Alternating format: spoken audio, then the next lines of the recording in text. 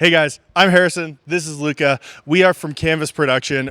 We are super excited to make this video and tell you a little bit about the new cameras that we're using for our broadcast here in our Kalispell location.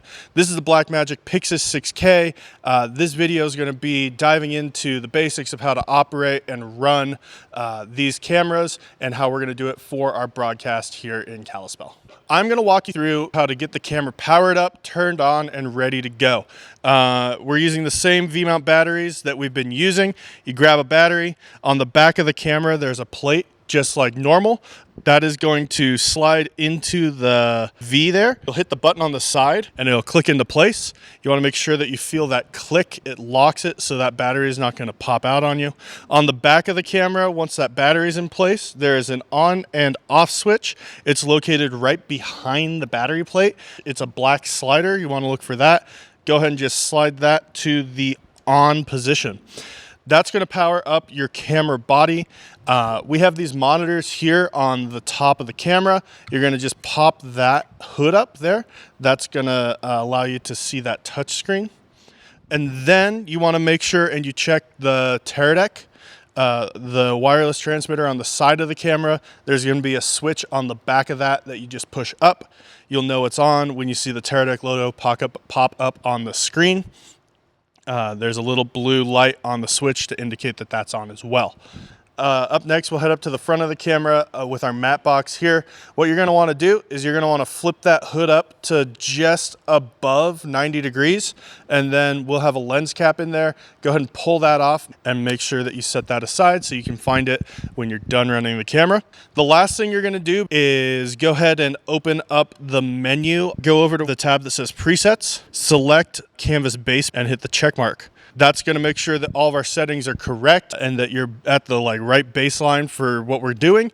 Now that your camera is set up, I just want to run you through how to use this touchscreen, what you're looking at, and some of the most basic operating tools that we can give you. To get started, you want to touch the top left of the screen. There's a little LCD looking thing, and then you'll have a bunch of menu options at the bottom of the screen. We're just going to go through these menu settings one at a time. The second tab over is going to be our focus assist. If you've run cameras here before, you're used to seeing that. It's the red lines.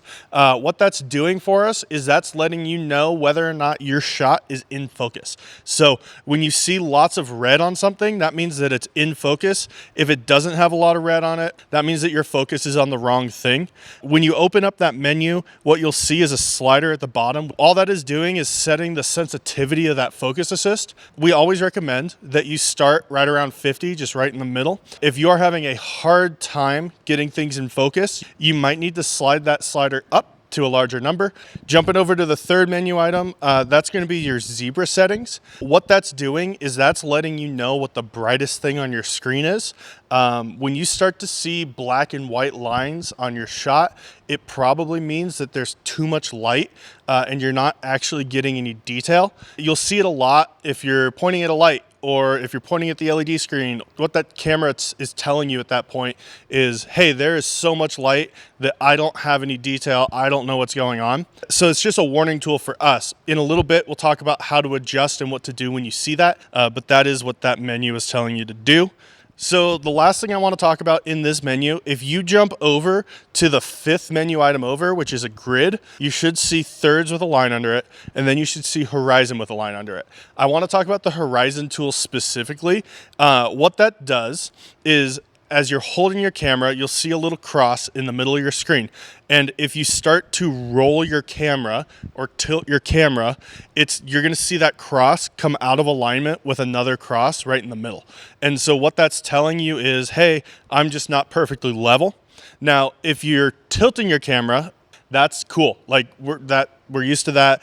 But where we want to be careful is when you start to roll your camera, and we want to really make sure that we're not doing that, because then we're into what we call Dutch angles, which is it's a style thing. It's not really what we're going for. You see Dutch angles a lot in the first Thor movie. all the way on the left, that first option, it says AF. AF stands for autofocus. This is a feature that we didn't have before, that we have on these cameras now, that we're really excited about. What this is gonna be is a tool that's gonna help us by keeping things in focus and helping us be a little bit more intentional and a little smoother with some of our focus pulling and some of our shots. There's two settings that I wanna talk about. The first one is, it's the second one over. It's called AFC, stands for autofocus continuous. This is what we're gonna use for our stage rovers. And then all the way on the other side, the fourth option, it's a face. That's gonna be like face tracking for our autofocus. It's gonna work on our stationary cams in the back of the room. This is gonna allow you to tap on someone's face and it's just gonna stick with them. We're gonna talk more about autofocus in another video that should be coming soon, where we're gonna go deeper into how to use it, how it's gonna help us, so make sure that you keep your eyes open for that video. If you're ever running this camera and some of the things that we just talked about went away, don't panic. Go back to your presets tab, reselect that canvas base, and that should bring back all of the settings just in case, you know, a button gets hit or something like that happens and we lose some of those settings. That is the basics of how to run kind of that menu. One other thing that I want to talk about is our ISO. On the top menu, you'll see a bunch of stuff. It'll say FPS, shutter, iris, time, ISO.